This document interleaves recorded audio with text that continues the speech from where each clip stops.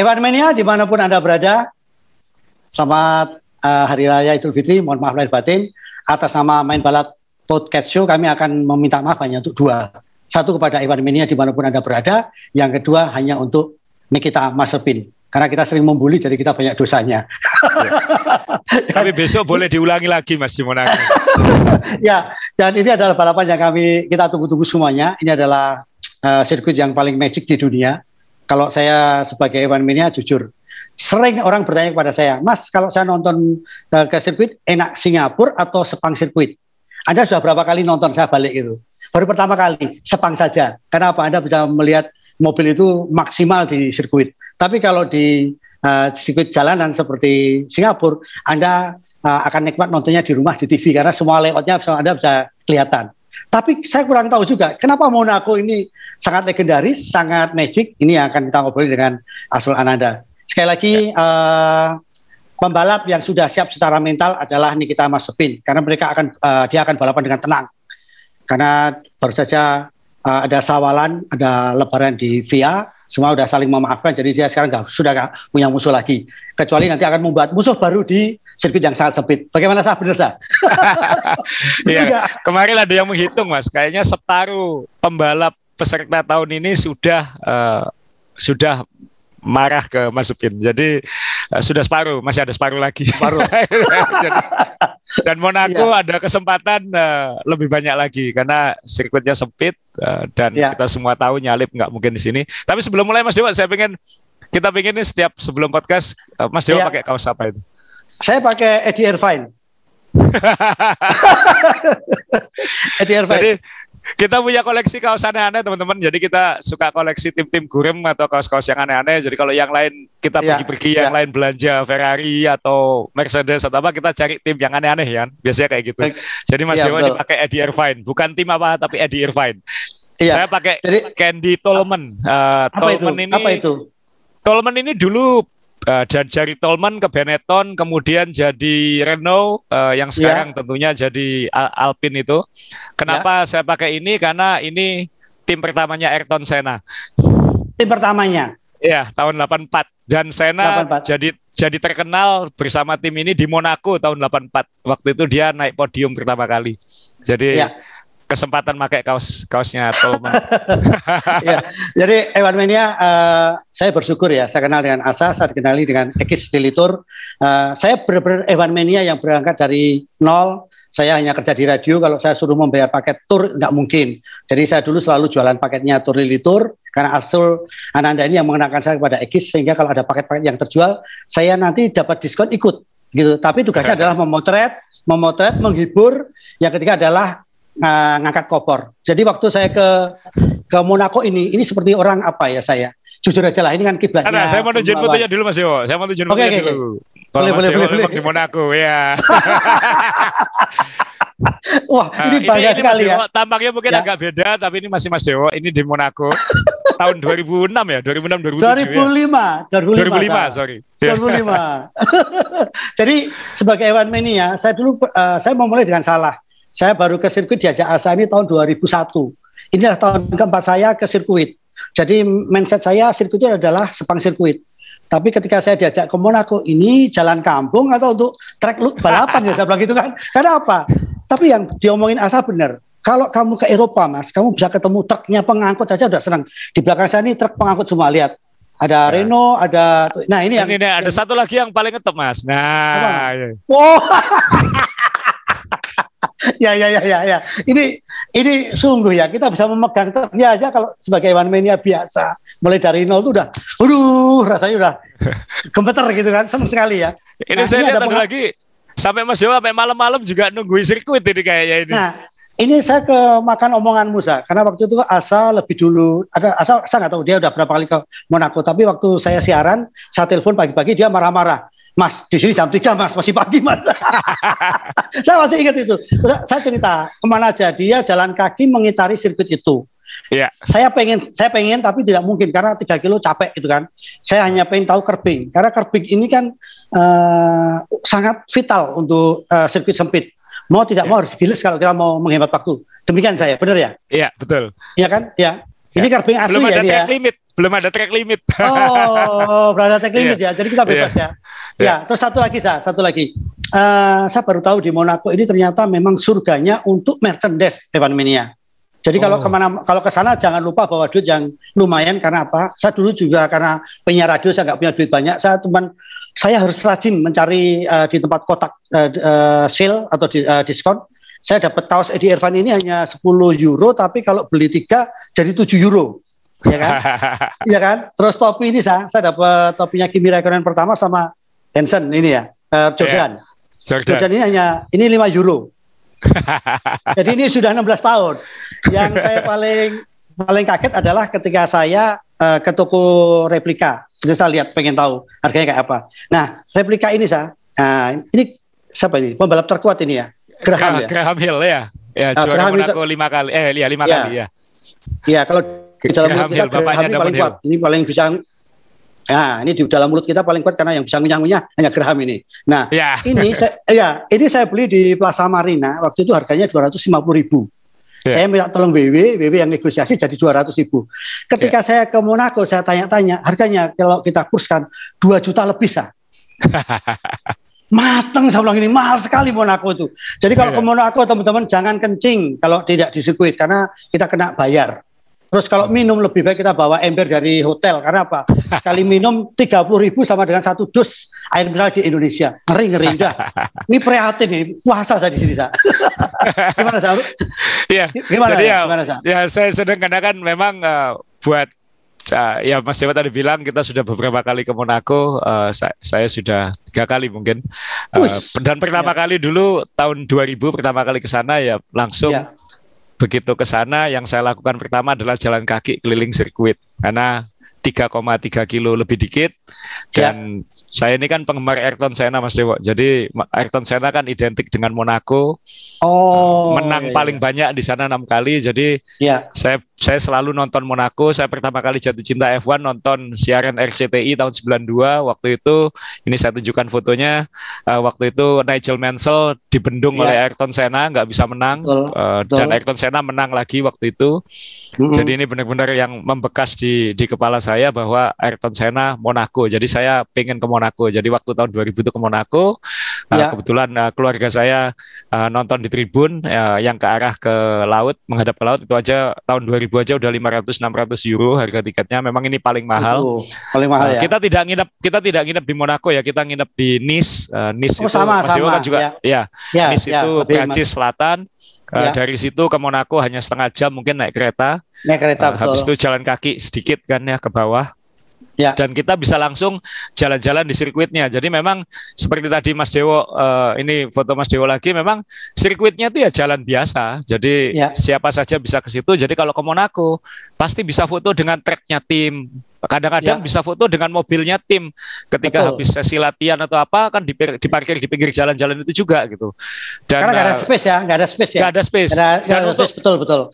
Sebagai media bekerja saja juga sangat sempit tempat kerjanya termasuk. Jadi kayak saya cuma dapat meja kecil gitu dan itu menghadap ke laut. Jadi nggak bisa ngelihat sirkuitnya gitu. Jadi beda dengan sirkuit lain. Jadi memang ini tempat yang dipakai sejak tahun 29 menyelenggarakan F1 mungkin sebelumnya. Jadi ini benar-benar ya tempatnya segitu, mau gimana lagi, nggak ada tempat lagi. Saya nggak punya foto-foto lengkap karena zaman itu belum terlalu digital, tapi saya punya clippingan liputan saya dulu ini jalan kaki keliling jalan kaki keliling sirkuit. Jadi waktu itu saya jalan kaki 2,5 jam dan kayaknya waktu itu banyak yang suka membaca tulisannya karena saya benar-benar menjelaskan tiap-tiap tikungan itu dan ternyata tidak seperti di TV kan ya. Kalau di TV kan angle-nya setiap tahun hampir sama. Jadi kalau di jalan-jalan sirkuit itu kita baunya dapat, suasananya dapat, dan memang tidak sebagus di TV ya. Betul. Tidak sebagus di TV. Mas Dewo cerita waktu itu, karena toilet tidak ada dan untuk ke toilet harus membayar, jadi banyak orang pipis di pohon misalnya kayak gitu. Ya Mas Dewo. Oh iya, jadi gini jadi benar. Jadi ketika saya, kalau sebenarnya toilet ada, cuman saya baru tahu juga tradisi orang di Eropa ya. Jadi nonton di sana ya. Tiket saya kalau di Sepang dapat K1, duduk manis di tribun. Tapi di sana dapat bukit. Bukitnya itu hampir 45 derajat ya. Jadi kalau F1 Mania dari Eropa datang itu bawa skop. Bukitnya kong 90 derajat untuk pantat, ya kan? Terus mereka semuanya pada minum pada minum bir, mau minuman apapun. Jadi pagi hari itu baunya bau bunga. Tapi pada saat siang mereka sudah mabuk, sudah kencing sembarangan tempat jadi pesing baunya. Yang lucu lagi itu pagi hari. Saya kan orang awam ya. Pagi hari pada teriak-teriak, baunya enak. Saya tanya, ini bau apa ini? Mas, maaf mas, ini ganja mas. Oh, ayo kita hirup bareng-bareng. Jadi ternyata penonton di sebelah itu udah ngasepin semua, diasepin semua. Jadi kita di bukit semua itu bisa merasakan baunya sah. Apa ini mas? Ini di Indonesia dilarang mas. Oh ya, yuk mumpung di sini tidak dilarang. Jadi kita ikut nyedot aja, gitu nyedot. Itu penggemar F1 sejati Mas Dewo. Dalam artian kalau yang kita kenal kan F1 itu mewah, upper class, yang nonton necis-necis, apalagi kalau kita ke Singapura ya. Kadang-kadang saya paling nggak enjoy nonton F1 di Singapura. Kenapa? Ini yang nonton bukan pengen penggemar F1 ini bisnis meeting. Ini pesta bisnis meeting. Sedangkan kalau kita ke Eropa, kita ketemu F1 mania sejati gitu, yang sebenarnya kayak penonton bola juga gitu, kayak penonton bola. Mereka pakai baju fanatik, teriak-teriak, nyanyi-nyanyi. Jadi itu yang saya kangen F1 di Eropa. Dan Mas Dewo sudah ngerasain langsung itu. Jadi bonek nonton F1. Iya, tapi sorry saya potong. Ternyata mereka datang lebih awal untuk membuat tenda, ya kan? Terus membuat kursi, menyiapkan kursi mereka. Jadi mereka sangat prepare gitu. Dan yang menarik adalah ada pasangan kekasih gitu yang menggelar tikar, sampai minum itu pakai bersulang. Saya sampai bilang, ini gila ya orangnya, bersulang sama pacarnya. Sampai menikmati sekali gitu loh. Nah itu kalau kita ke Singapura, ke Sepang, ke Shanghai kan nggak menemukan kayak gitu Mas Yo. Betul. Ke sirkuit-sirkuit modern ya. Kalau sirkuit-sirkuit yang antik-antik seperti ini, kita akan menemukan orang-orang antik-antik F1 lama itu juga gitu. Dan saya nggak tahu nanti setelah pandemi apakah masih seperti itu. Tapi ya harapannya nanti kalau sudah pandemi kita kan pengen nostalgia lagi. Ini fotonya Mas Dewo ini harusnya yang saya tampilkan di screen. Jadi ini tribun temporer ya pastinya. Jadi memang sempit banget. Yang kelihatan hanya mobil kelebatan lewat gitu. Peliputan juga sulit kan Mas Dewo? Betul. Saya potong. Ini kan di belakang itu adalah pedok. Ini pojok atas ini adalah pedok ya. Betul ya. Cuma dibatasin bangunan tipis itu aja ya. Iya. Jadi memang ini mengikuti bentuk kota ya, mengikuti bentuk kotanya gitu. Nah, ketika saya jalan keliling juga begitu. Yang saya paling penasaran waktu itu pasti kasino ya kan. Kenapa kok pembalap-pembalap setelah kasino itu ini saya ada gambarnya kasino. Kenapa di kasino ini memang secara foto bagus, tapi secara nonton sebenarnya enggak ya Mas Dewo ya, karena ini mobil lewat sini kan ya udah lewat gitu aja. Yang menarik malah sebelum kasino ini, karena ini ada tanjakan bukit gitu. Jadi dan setelah kasino ini mobil-mobil itu kok banyak yang ngambil jalur kanan, bukan jalur kiri. Ternyata itu memang jalannya seperti jalan di Indonesia kalau ada akar pohon yang lewat di bawahnya loh Mas Yo. Jadi akar pohon itu bikin aspalnya naik. Sehingga nama tempatnya Mirabeau, sebelum tikungan Mirabeau itu mobil F1 pasti ngambil ke kanan gitu. Lu ngapain kok ngambil kanan? Karena ada gunduannya. Dan gunduan itu di bawahnya ada akar pohon. Jadi ya ini jalan jalan biasa. Tidak diadakan misalnya karena ini untuk event internasional langsung di aspal halus, dipotong akarnya halus. Aspalnya halus. Cuman karena tapi ada gundukan. Betul, natural jalan sehingga tim-tim tidak bisa melewatinya. Kemudian ketika saya yang penasaran lagi adalah hairpin ya. Tadi kita diskusi dengan Mas Dewo, ada hairpin. Ini hairpin ini dari tahun 2019 karena terakhir kali balapan 2019, tahun lalu nggak ada. Ini hairpin ini dulu namanya Low Hairpin karena nama hotelnya Low waktu itu. Sekarang nama hotelnya Fairmont. Jadi namanya sekarang menjadi Fairmont Hairpin. Ini sangat pelan karena saya dulu baca sebelum ke sana. Katanya mobil F1 di sana bisa lebih pelan daripada skuter katanya kayak gitu. Skuter kayak kita jadi, motor bebek gitu. Iya, betul. Jadi ini sangat pelan dan sekarang pun masih mungkin 40-50 km per jam di sini. Dan ini kalau ada yang kecelakaan di sini ya udah kayak parkiran, udah macet karena tidak ada jalur lewat. Kalau hujan gimana, Sa? Hujan lebih seru lagi. Nah, di sini kan biasanya lebih seru ya. Iya. Kalau hujan ya. Ya karena ini turunan, ini turunan. Kemudian bersiap masuk ke terowongan. Jadi ini aerodinamis nggak penting, skalanya nggak penting di sini karena kecepatannya lebih pelan daripada skuter kita di sini. Kemudian mereka belok kanan, lalu mereka masuk terowongan. Masuk terowongan ini saya foto di depan terowongannya itu. Ini di pintu masuknya terowongan ini, pintu masuk terowongan. Dan terowongan ini gelap ya. Dulu waktu tahun 2000 saya pertama kali masuk masih gelap, tapi kemudian beberapa tahun kemudian dicat lebih terang supaya pembalap-pembalap bisa melihat lebih baik.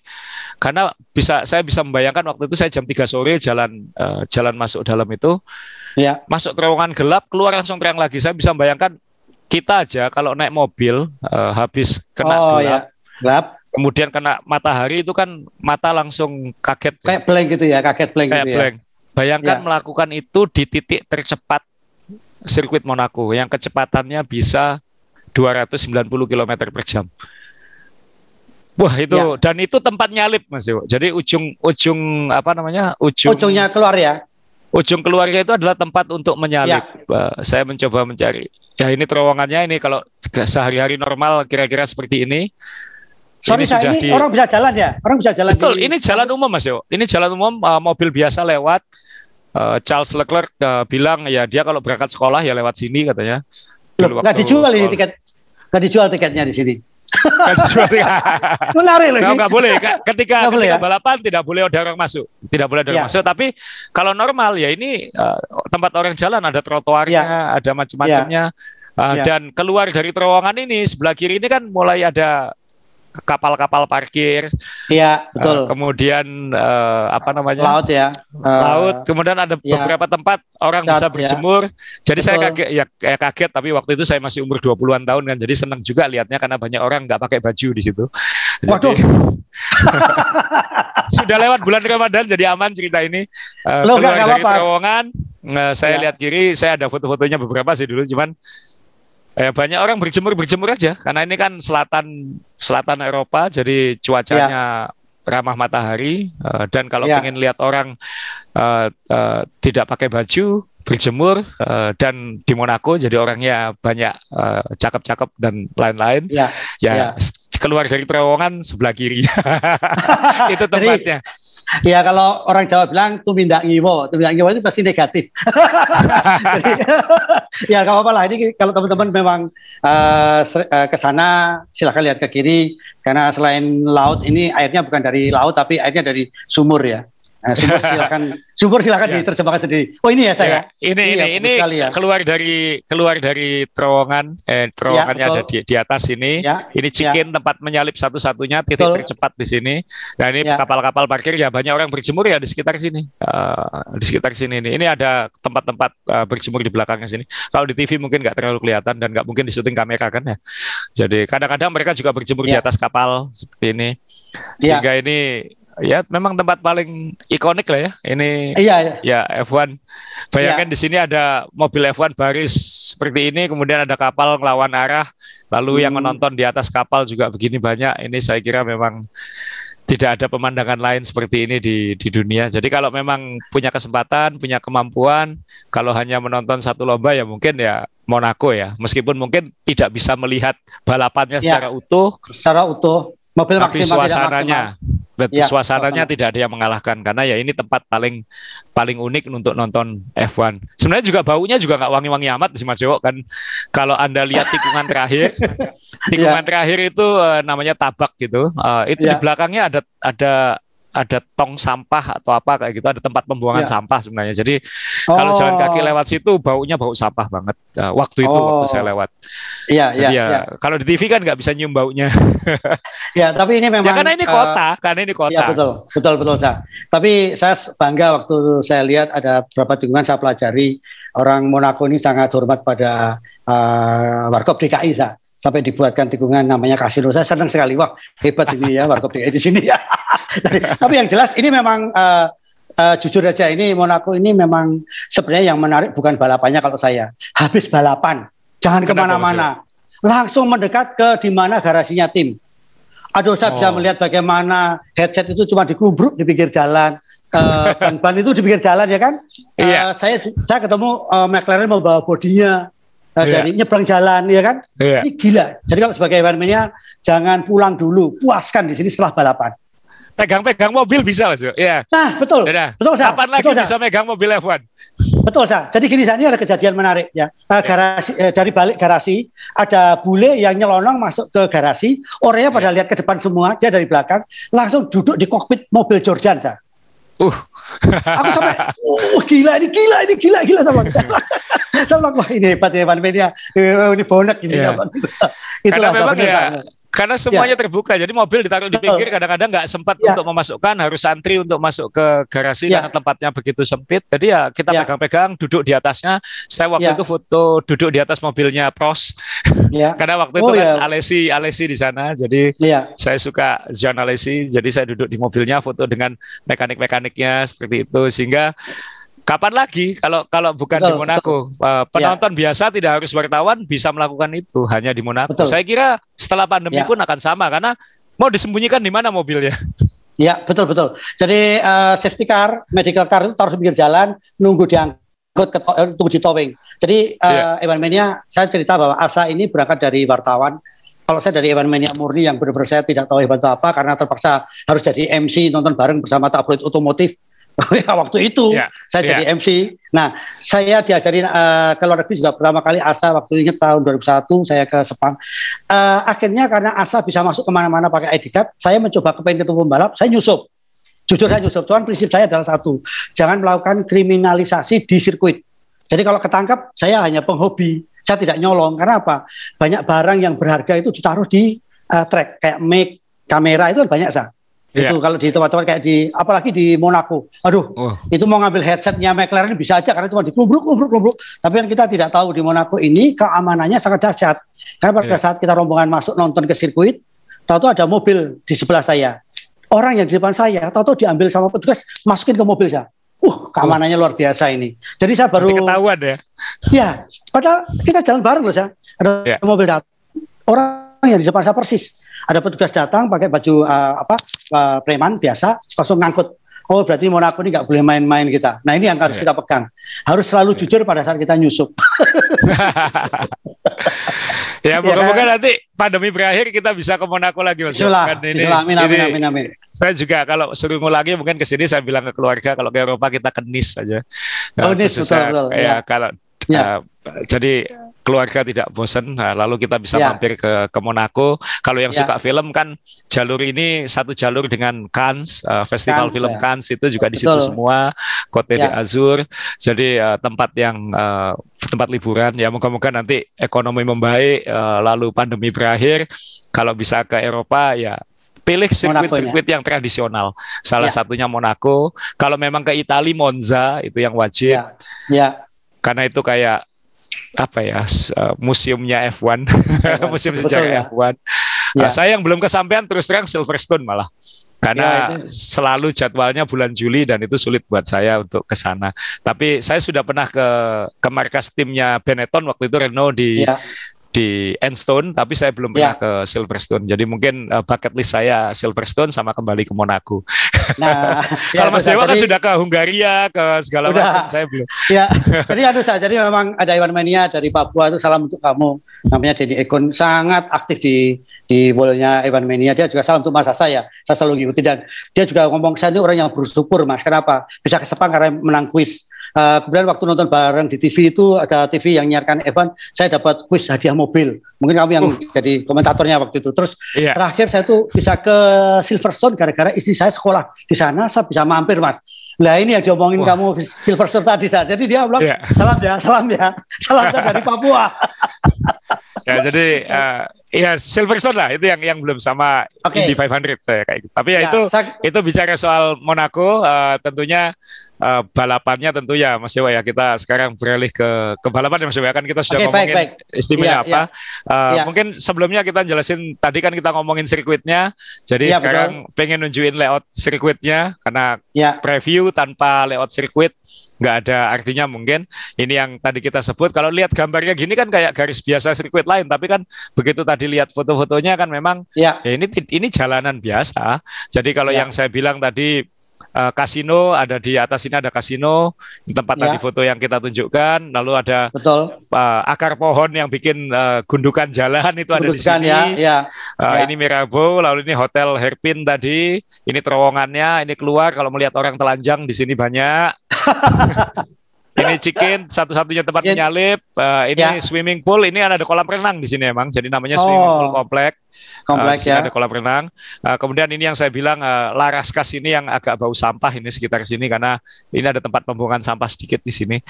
Dan ini kembali ke trek lurus. Mau nyalip di mana memang nggak ada tempatnya untuk nyalip. Secara teori hanya ada satu tempat di Chicken ini, tikungan 10. Jalannya sangat tidak lebar ya Mas Dewa ya. Sangat tidak lebar. Kadang-kadang orang sulit bayangkan ya, tapi kan sesempit-sempitnya jalan di Eropa kan tetap lebih lebar dari jalan di Indonesia, dia bilang kayak gitu. Enggak, saya bilang sangat sempit. Saya menghitung, saya waktu itu jalan kaki di sekitar Tabak ini, saya jalan kaki dari ujung, dari sisi satu jalan ke sisi yang lain, itu hanya 12 langkah. 12 langkah. Mobil F1 itu lebarnya 2 meter. Oh ya betul. Jadi mau nyalip di mana? Jadi kita bisa membayangkan kalau mobil F1 itu harus milimeter dari dinding gitu, dari pagar itu. Karena ya hanya 12 langkah. 12 langkah kan tidak sampai 12 meter masuk. Iya, ini kan jadi itu kondisi normal. Belum mobil itu kalau ngeblok lawannya. Iya. Jadi kita ingat ya waktu itu Aero bisa menahan Michael Schumacher kalau nggak salah berapa puluhan lap ya. Atau siapa ya dulu itu ya? Kita lihat kan Senna tidak bisa disalip Mansell juga karena itu juga kan. Karena di blok juga ya. Karena ada di blok, karena memang bukan di blok, nggak usah ngeblok juga mau nggak bisa lewat.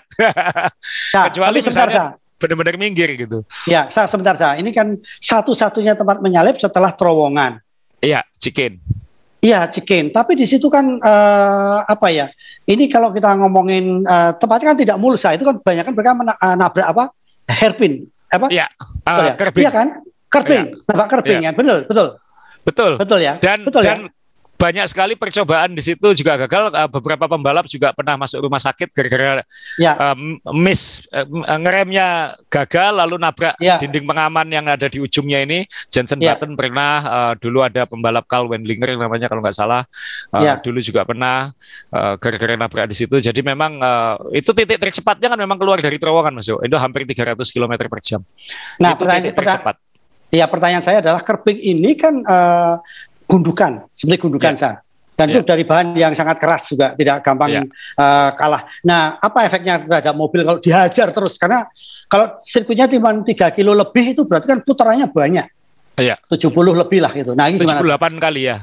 Nah, ini efek ke mobil apa kalau yang jelas semepet mungkin ke dinding, hajar kerbing sebisa mungkin, tapi jangan sampai berlebihan, karena kalau menghajar kerbing kan yang kalah mobilnya, karena carbon fibernya kan tipis-tipis ya, jadi jangan kaget kalau nanti ada serpian-serpian sayap depan atau mungkin sirip-sirip di lantai floor baru mobil-mobil F1 yang banyak perintilan kecil-kecilnya itu akan kena. Jadi dan tikungan ini kan memang banyak percobaan menyalipnya di situ. Jadi kadang-kadang bukan kerbingnya yang bikin rusak, tapi karena senggolannya kan. Kalau kita ingat terakhir kali Monaco diselenggarakan kan tahun 2019 dan waktu itu jangan kaget yang tarung adalah Hamilton dan Verstappen.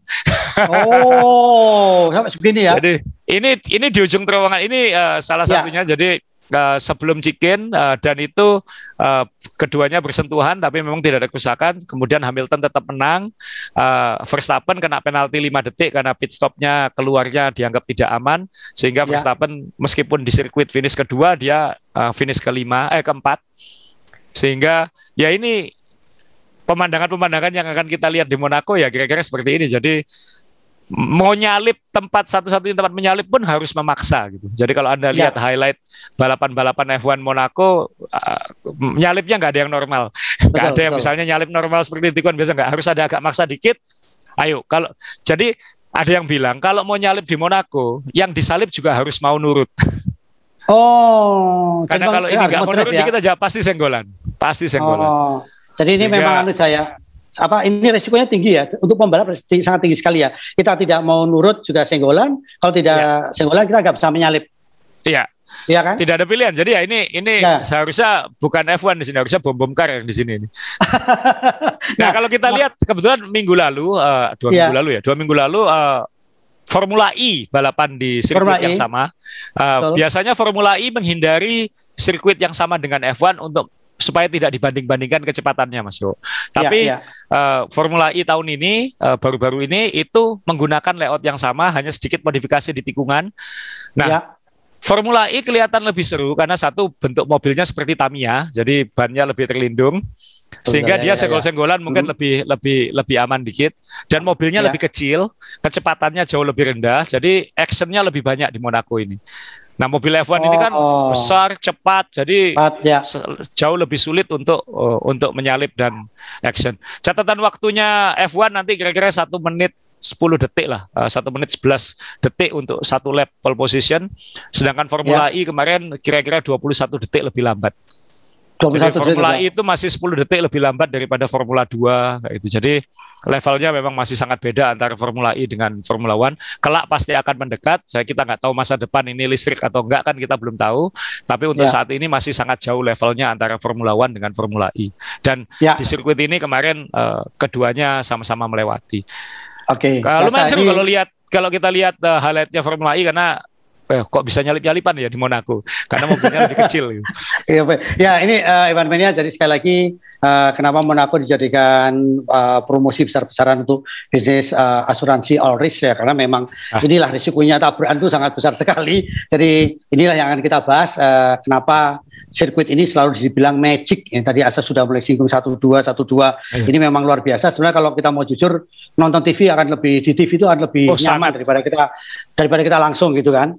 Kecuali kalau kita Evan Mania sejati, memang kadang-kadang dibalik, di sirkuit bukan nonton balapannya tapi suasananya. Ini yang kadang-kadang kita nggak habis pikir ya kan. Jadi kalau ke Monaco jangan harap nonton jangan harap nonton dengan enak ya. Satu, panas, nggak ada tutupnya, matahari di atas kepala kita langsung. Mobil mungkin kadang hanya kelihatan atasnya karena ketutupan pagarnya itu. Hanya dulu bunyinya kan masih nyaring, Mas Yo ya. Jadi dengar kayak typhoon keliling kota gitu. Bunyinya kan kencang sekali. Karena ada di atas bukit, ada di balik sana ya. Kena pantulan gedung dan lain-lain. Sekarang mungkin nggak senyaring itu, tapi saya bisa membayangkan karena efek gemanya pasti lebih seru daripada di Sepang misalnya, atau di sirkuit-sirkuit modern ya. Saya nggak terlalu ngefans sirkuit modern, soalnya kayak steril jadinya nonton ya, Mas Dewa ya. Ya betul. Jadi memang benar. Jadi memang kalau kita maaf ya, pertama kali nonton ya kalau bisa nontonnya sirkuit yang permanen, kalau menurut saya yang sirkuit beneran. Karena apa? Karena pengen lihat mobil F1 Mas Dewa ya. Pengen lihat mobil F1. Kecepatannya salip-salip. Tapi kalau di sini memang suasananya nggak bisa dibeli di sini, karena saya baru tahu orang nonton pakai di sini ada tas LV itu kalau untuk kondangan ya. Di sana orang dengan santainya, taruh di tanah. Saya bilang, aduh, di tempat saya ini untuk kondangan, Bu. Di sini hanya santai, taruh di bukit gitu kan. Ini fashionnya juga luar biasa loh, saya. Fashion casual ya. Karena saya pernah nonton di Shanghai tahun pertama kali itu, sama dengan Asap rasanya. Kenapa yang nonton di sini pakai high heels, pakai tas pesta, dikira ini pesta gitu kan. Tapi di Eropa kan memang kalau di Eropa kan ini saya memang pengen party di sirkuit gitu kan. Saya pecinta F1 gitu kan. Pakai kaos, pakai oblong ya. Sorry, ini sirkuit ini sangat sempit sekali dan lain sebagainya. Ini strategi tim rasanya luar biasa. Kenapa? Kualifikasi ini sudah termasuk bagian balapan yang penting rasanya di sini. Benar nggak? Betul. Bahkan latihan sekarang, karena latihan sekarang kan hanya 1 jam, dan Monaco beda dengan sirkuit lain. Jadi nanti Kamis sudah babak latihan. Jumat hari libur, Sabtu kualifikasi, baru Minggu balapan. Jadi enaknya di sini adalah kalau Anda liburan, Kamis bisa ke Monaco nonton, Jumatnya bisa jalan-jalan keliling kota, ngelihati jalan keliling sirkuit, karena kan tidak ada action hari itu.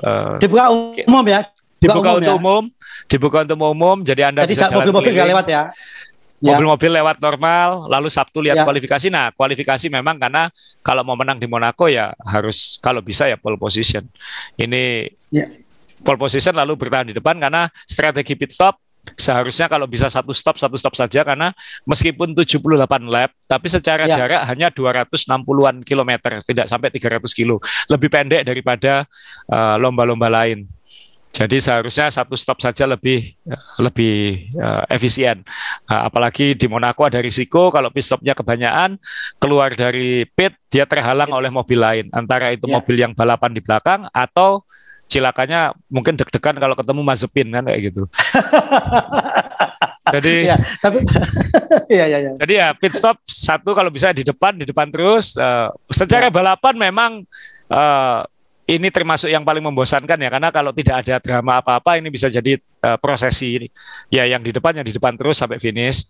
Tapi memang secara suasana, secara nontonnya itu, meskipun kalau kita nonton balapan yang dominan di sirkuit lain mungkin membosankan Mas Dewo, tapi kalau nonton yang dominan di Monaco itu nggak apa-apa, karena ya kita ngelihat jalan begitu sempit. Kayak Anda kalau saya nyoba main video game di Monaco ya, pakai simulasi ataupun pakai joystick, itu aja nggak bisa finish kadang-kadang kan, karena salah sedikit nabrak dinding, kita bisa melihat bagaimana pembalap sampai level yang Mazepin pun dia harus presisi melewati semua tikungan itu. Nah, dan apalagi bisa terjadi nanti insiden-insiden karena salip-penyalipnya atau yang di belakang kereta-keretaan, siapa kehalang siapa, itu juga akan jadi drama tersendiri. Ya, jadi ini kita kalau bisa satu-satu, tapi apakah juga ada jaminan kalau misalnya pole position itu akan menang? Ada jaminan sejarah gimana? Kalau kita lihat ke belakang. Dulu sih kita bisa berharap mobilnya rusak, membuat kesalahan, disenggol back marker. Tapi sekarang mobil-mobil F1 sekarang kayaknya sudah nggak bisa rusak ya. Faktor cuaca kalau normal ya pasti normal, tapi beberapa kali sejarah hujan di Monaco dan itu menyuguhkan balapan-balapan paling spektakuler, paling tidak bisa ditebak. Saya ingat tahun 96 mungkin itu balapan Monaco yang salah satu yang saya paling ingat juga, karena waktu itu yang finish kalau nggak salah hanya 3 atau 4 orang, hanya 3 atau 4 mobil karena hujan, dan yang menang waktu itu Olivier Panis ya, naik Ligier Mugen Honda.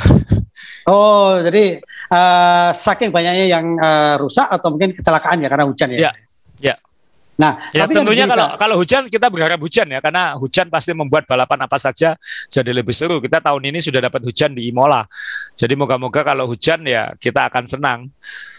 Tapi ya namanya F1 ya, kita siap-siap menyaksikan yang paling membosankan aja gitu. Tapi dengan harapan nanti akan seru. Jadi turunkan ekspektasi supaya lebih happy daripada ekspektasi tinggi lalu nggak happy. Oh gitu ya. Oke. Tapi kalau hujan ya semoga Marc Marquez nggak usah balapan di sini lah, karena dia udah mencoba balapan hujan 2 kali ya, jatuh 2 kali juga. Jatuh 2 kali juga. Sama gila emang. Ini yang gila juga kok. Sama ini mungkin balapan di mana Mazepin dapat sorotan paling banyak nanti, karena dia 3 lomba-lomba awal selalu 2 lap di belakang juara kan. Iya. Jadi ini backmaker nanti Monaco, dia ya. Dia benar-benar, jadi kalau tadi chickennya ada setelah terowongan, nanti ada moving chicken. Iya, moving barrier. Moving barrier ya.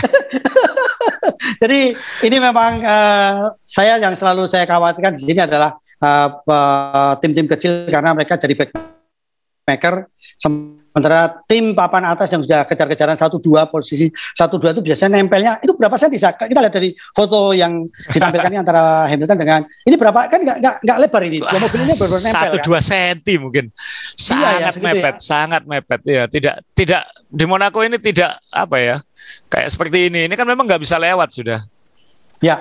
Tadi kita lihat ya. Ini hakim garis berarti memang harus melototi terus sekarang ya hakim garis. Nah, kayaknya nggak perlu hakim garis di sini Mas Yo. Yang penting chicken tadi tidak motong aja, karena kan kalau dia ngelewatin track limit dia pasti nabrak dinding. Oh ya. Jadi aman ya. Jadi buat pengawas lomba ini aman.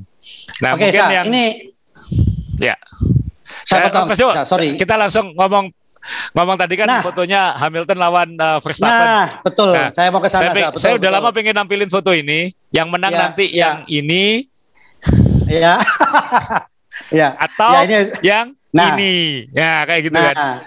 Nah ini, ya, ini yang habis, ini habis ya. Atau yang ini. Nah, mungkin ya karena suasana Lebaran saya milih yang ini karena apa? Kalungnya ini dari kaleng roti Regal ini, saya tahu dia rotinya. Kalungnya ini dari roti Lebaran ini. Bagaimana kedua ini? Kedua ini dengan mobil yang kondisinya seperti saat ini, mana yang lebih dominan menang? Saya takut kemakan omongan karena kan beberapa lomba selalu bilang seharusnya Red Bull di depan. Ya. Monaco, kalau kita mengaca pada Grand Prix Spanyol di Barcelona, Red Bull tercepat di sektor terakhir yang banyak tikungan. Jadi Monaco harusnya seperti itu. Ya. Ini kesempatan Verstappen. Kalau Verstappen nggak menang di sini, mungkin benar-benar game over. Ya. Jadi ya dia harus lolos ujian di sini. Dan kalau kita ingat Monaco 2019 itu dia dapat kesempatan menang dengan menyalip Hamilton, tapi kan malah senggolan. Ya. Kita ingat di Bahrain kemarin dia harus menang dengan menyalip Hamilton, malah kena track limit. Ya. Jadi dia belum lulus ujian menyalip Hamilton ini. Nah, tapi teman-teman ini juga omongannya Asa bahwa di Formula One itu apapun bisa terjadi. Jadi bisa jadi ini sialnya Verstappen diambil duluan. Kita juga tidak tahu, bukan mendoakan ya, tapi kita lihat saja karena terus terang aja kalau kita jujur ya kalau mau jujur ini, saya baca di beberapa bulannya teman-teman yang suka F1, ini Lewis Hamilton ini musuhnya banyak loh, banyak nggak suka gitu kan. Tapi saya juga ketawa gini, kenapa nggak suka? Saya loh yang di Melbourne pernah dimaki-maki, saya nggak marah, saya di Melbourne dimarah-marahin sama dia, gara-garanya sama ini Mas Jo, sama bodyguardnya. Bukan. Sama Lewis Hamilton. Jadi ceritanya saya dimarah-marahin, tapi saya nggak marah. Kenapa? Dia ngomongnya bahasa Inggrisnya bagus sekali. Native speaker. Saya native speaker kan. Jadi nggak tahu dia marah apa gitu. Jadi ceritanya saya ke toilet, saya kencing, sebelah saya Hamilton kencing juga. Akhirnya selesai duluan, saya acting cuci tangan. Dia selesai cuci tangan, saya ajak foto. Dia marah. Tahu nggak? Ini toilet. Saya balik ke layar pergi. Saya tidak marah karena apa? Alhamdulillah dapat bahan tulisan untuk besok. Saya bilang gitu aja. Nah, ini dengan kondisi Hamilton yang banyak musuhnya, tetapi dia memang membutuhkan pembalap yang benar-benar sejati. Bagaimana, Sa? Ya, seperti kita udah berkali-kali bilang tahun ini, saya jadi ingat omongannya Michael Schumacher juga dulu kan. Dulu kan Michael Schumacher seperti itu, Mas Jo. Dominan terus. Saya termasuk ABS gitu, asal bukan Schumacher saya happy. Gitu. Ya, betul. Karena bukan berarti saya nggak suka Schumacher, tapi saya nggak suka dominasi sebenarnya kayak gitu. Ini yang dialami Hamilton, aduh Hamilton lagi yang menang kayak gitu. Anak saya yang masih kecil aja bilang, Ham lagi ya ayah gitu. Jadi dia lihat tulisannya di TV kan Ham lagi yang menang ya kayak gitu. Jadi anak kecil aja sudah nggak perlu nebak gitu siapa yang menang. Tentunya ini buat F1 butuh sensasi ya. Makanya ketika Verstappen bisa menantang ini tentunya kesempatan marketingnya F1 untuk jual persaingan ini. Nah, tapi Michael Schumacher dulu juga bilang ketika dia dominan mungkin dia kurang diapresiasi, tapi ketika dia ditantang lalu keluar ucapan ini.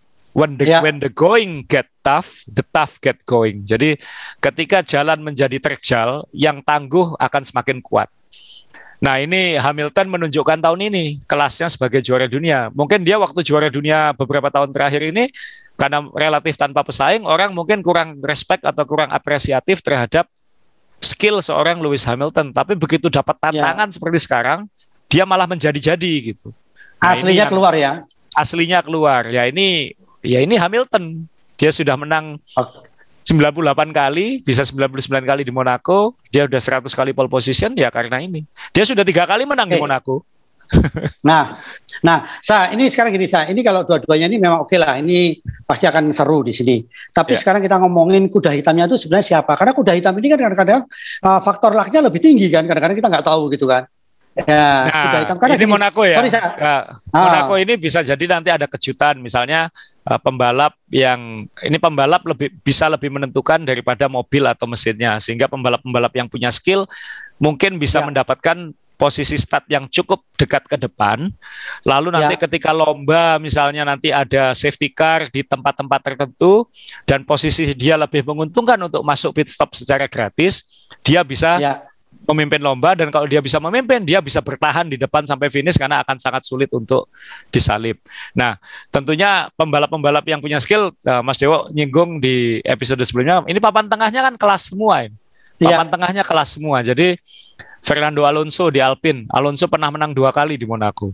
Iya. Sebastian Vettel pernah menang 2 kali di Monaco bersama Ferrari dan bersama Red Bull dulu. Kemudian Ricciardo pernah menang di Monaco, pernah sekali, tapi hampir 2 kali. Pernah pole position juga di situ, dan dia sekarang di McLaren. Jadi siapa saja kalau nanti dia kualifikasinya bisa, mungkin sulit untuk pole position ya, tapi misalnya bisa peringkat 10 besar lah, kita ngomong 10 besar. Lalu ketika lomba nanti ada kecelakaan, safety car, lalu posisi yang di tengah lebih dihitungkan dari yang di depan, bisa masuk pit stop, nah yang di depan harus lewat lagi. Nah siapa tahu dia bisa menyodok ke depan lalu bertahan hidup sampai finish seperti yang dilakukan Ayrton Senna tahun 92. Nah, ini hal-hal seperti itu yang kita tunggu nanti, karena Monaco rawan kecelakaan, rawan senggolan.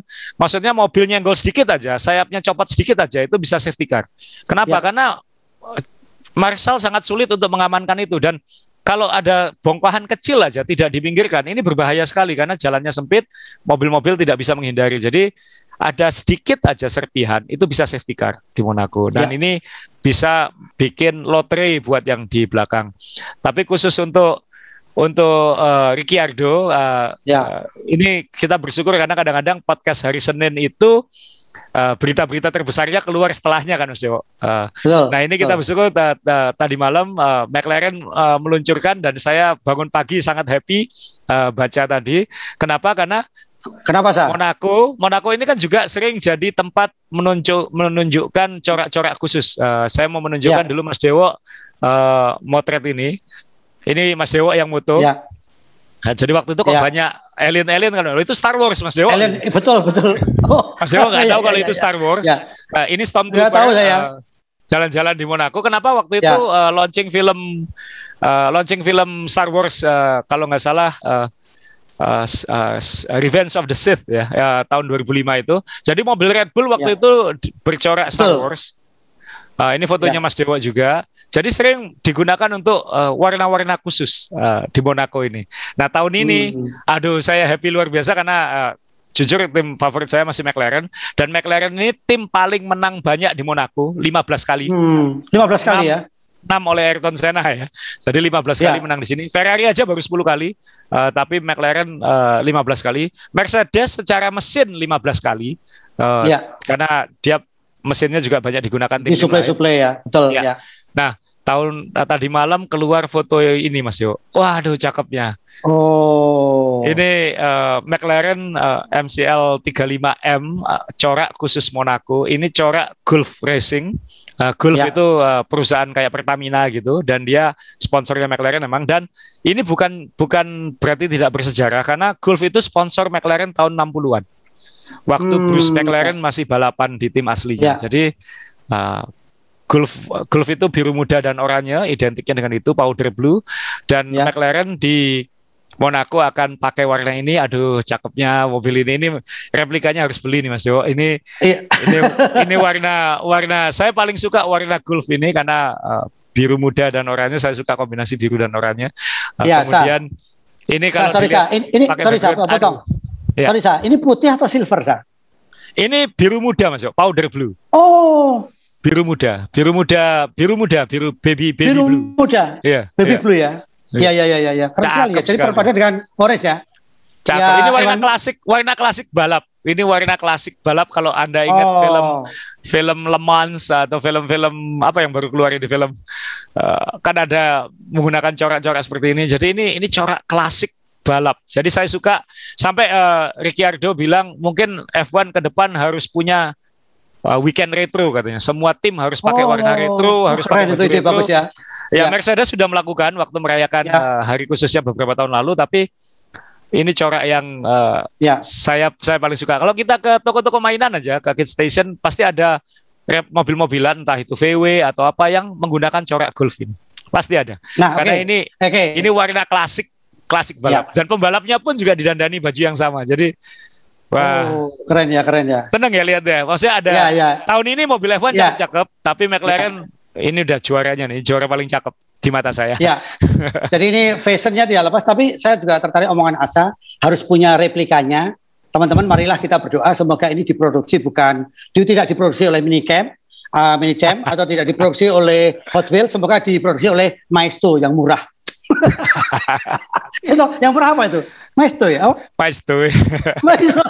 Jadi doa kita adalah orang-orang seperti saya adalah semoga Maesto yang dapat tendernya itu. Jadi tidak mahal karena mini champ sekarang sudah bermain di angka sekitar 3,5. Iya. Saya barusan telepon dulu saya pertama koleksi masih belum 500.000 ya. Seperti itu. Kamu koleksi pertama kan Tamiya toh. Iya. Oke, ini cakep sekali ya, cakep sekali ya. Tapi dan ini kalau Ricciardo Mas ya, kalau Ricciardo kan sudah mulai klik dengan mobilnya kemarin di Barcelona bisa mengalahkan Norris untuk kali pertama dan dia sudah beradaptasi ulang dengan mobil McLaren ini. Jadi dengan engineer-nya kayak di coaching gitu. Kamu cara ngambil tikungannya. Ricciardo ini kan termasuk yang paling telat ngerem sebelum nikung gaya membalapnya. Jadi dia diajari untuk ngerem lebih jauh dikit. Lebih halus bawa mobilnya. Nah, salah satu kandidat kuda hitam ya kita pasti bilang Ferrari karena Ferrari adalah Ferrari dan tahun ini Ferrari dan McLaren adalah dua yang paling dekat dengan Red Bull dan Mercedes. Leclerc orang Monaco, dia berangkat sekolah melewati sirkuit ini sejak kecil. Tapi banyak yang nggak ingat kalau Leclerc nggak pernah finish di Monaco. Dia tidak finish tahun 2018, dia tidak finish tahun 2019, dan bahkan waktu di Formula 2 pun dia tidak finish 2 lomba. Jadi Leclerc mungkin agak berat. Tinggal sekarang menunggu apakah dia bisa finish saja pasti sudah akan jadi sesuatu yang spesial. Oke, aku bertanya lagi soal McLaren tadi saya. Ya, oke ini kalau melihat mobilnya cakep, kemudian juga kita lihat bahwa Ricciardo sudah mulai kemarin bisa mengalahkan Norris. Apa yang akan terjadi dengan McLaren saat ini Ya, jadi tadi kita sudah bahas Leclerc, McLaren mungkin akan sulit untuk menang. Jadi sekarang bagaimana McLaren kan karena Ferrari McLaren 2 ini. Nah McLaren tentunya kita punya harapan kalau ada yang menyodok menang. Kalau preview awal musim kita kan McLaren akan mencuri kemenangan, itu kan prediksi beraninya. Ya salah satu tempat yang bisa terjadi ya di sini. Kalau strateginya pas, situasinya pas. Dan terjadi sesuatu pada yang di depan. Balapannya. Buat Hamilton sama Verstappen harus diulangi ya. Ini dua pembalap ini harus saling mengalahkan. Khususnya Verstappen harus menang kalau ingin masih berebut juara dunia. Tapi dua-duanya kan juga harus mendapatkan poin sebanyak mungkin. Jangan sampai tidak dapat poin di Monaco. Itu yang paling ditakutkan. Oke, ini kita sudah supaya kita tidak terjebak. Kita ngomongin Mercedes, kemudian Red Bull, kemudian McLaren. Sebenarnya tim-tim lain yang punya, kalau kita ngomong kuda hitam di sekitarannya McLaren siapa Ferrari atau mungkin Ferrari tadi kita singgung, Ferrari dan McLaren tentu statusnya sama. Leclerc lemahnya belum pernah finish di sini. Yang di belakangnya ya mungkin kalau kita berani ngomong ya dua pembalap juara dunia itu Alonso dan Vettel. Karena mungkin di sirkuit ini kemampuan mereka bisa mengalahkan kelemahan mobilnya. Minimal bisa membawa qualifying-nya maju ke depan. Ya, tapi saya juga jadi penasaran. Kan kita lihat Bottas ini yang tipe pembalap drag race. Kalau kualifikasi selalu bagus, iya kan? Berapa kali Bottas selalu bagus mengalahkan Hamilton. Ini Bottas gimana di sini? Bottas sekali lagi saya yakin ini tahun terakhir Bottas di Mercedes. Jadi dia akan habis-habisan dan mungkin lebih nothing tulus ya, karena mungkin hancur-hancuran sekalian aja tahun ini. Mungkin aku tahun depan juga nggak di sini. Jadi dia mungkin akan lebih fight, lebih berani, lebih nothing tulus. Kalau dia bisa pole position dan memenangi lomba, tentu dia akan ikut mempengaruhi persaingan perebutan gelar. Dalam artian itu tidak mengubah persaingan Hamilton dan Verstappen. Dua pembalap ini tetap harus saling mengalahkan dimanapun posisinya. Bottas tentunya ya karena dia naik Mercedes, di luar dua ini ya tentunya dia punya kans paling besar. Perez siapa tahu, karena dia juga pembalap yang sangat stabil dalam mengemudikan mobil. Tapi kalau ngomong kuda hitam di luar Ferrari dan McLaren ya saya harus menyebut Alonso atau Vettel karena skill mereka mungkin bisa membawa mobil mereka lebih maju ke depan, dan kalau terjadi situasi seperti safety car dan lain-lain ya mungkin mereka bisa menyodok podium atau siapa tahu ada balapan aneh-aneh lagi yang berujung dengan kemenangan. Jadi ya kira-kira begitu previewnya Mas Iwo. Ini kita sudah 1 jam ngomongnya. Jadi saya sekali lagi ini tadi yang cukup menarik dari obrolan ini sebenarnya cuma sederhana. Saya akan melupakan Mercedes, melupakan Red Bull, melupakan McLaren. Yang saya ingat omongannya Asa tadi, bahwa ternyata sekarang ini babak latihan sudah menarik. Nah ini harus kita lihat, babak latihan yang 1 jam sudah menarik. Ini yang membedakan Monaco beda dengan Monaco sebelumnya. Baik, Asa terima kasih. Semoga prediksi Anda benar, dan sekali lagi teman-teman kalau ada ingin masukan. Saya nggak bikin prediksi apa Mas Yo, nggak berani. Oke, dia nggak berani, jadi dia nggak berani. Ralat, dia nggak berani. Jadi kita saksikan bersama bagaimana nanti 2 pembalap ini siapa yang melakukan kesalahan itu aja. Ini akan menang. Baik, Evan Mania jangan lupa kalau mau ngasih saran kritik silahkan. Ini terbuka, kita hanya ngobrol santai karena hobi dari tahun 2000 saya ketemu Asa. Kalau dia sudah lebih kurang dari 2000 dia sudah mencintai Evan. Saya baru tahun 2000 mencintai Evan. Itu saya. Sampai ketemu. Sampai ketemu. Mohon maaf lahir batin sekali lagi. Dan kita ketemu lagi spesial ya minggu depan. Kebetulan ini saya mohon maaf sebelumnya. Mohon maaf lagi setelah minal aidin. Karena saya hari Minggu tanggal 23 itu saya seharusnya terbang ke Amerika. Tapi saya memastikan transit saya itu pas bisa nonton Monaco. Jadi tiket pesawat menyesuaikan Evan. Iya, tiket pesawat menyesuaikan F1. Jadi nanti mungkin sebelum boarding saya dan Mas Yo mungkin akan sempat untuk merekam, tapi mungkin kita upayakan untuk menyampaikan review Monaco setelah lombanya. Jadi terima kasih teman-teman dukungan pada channelnya. Jangan lupa subscribe, jangan lupa share ke teman-teman yang lain. Siapa tahu ada banyak pecinta F1 lama kembali lagi di sini. Dan seperti Mas Yo tadi bilang, masukan-masukan di komen-komen kita sangat terbuka. Toh ini juga channel hobi, bukan channel serius. Jadi kita sama-sama ingin sharing soal hobi kita. Jadi moga-moga F1 tahun ini tidak game over itu. Makasih, selamat jalan di Amerika. Sukses di Amerika. Ya, makasih.